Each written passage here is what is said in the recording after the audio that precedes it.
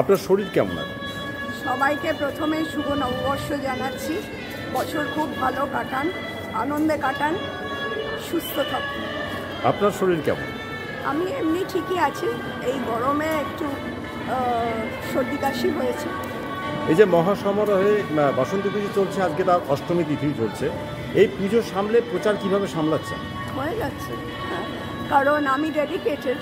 So একদিন আমি একটু পুজোর দিকেও মনটা দিয়েছিলাম, কারণ বাড়িতে এত সব পুজো হচ্ছে, এত সমাগম হচ্ছে, আমি না থাকলে সেটা খুব খারাপ আমারও লাগবে। আর মায়ের পুজোতে চলে যাব, সেটাও আমার মন খুঁতখুত করবে। তো আবার যথারীতি কাল পরশু থেকে শুরু হবে।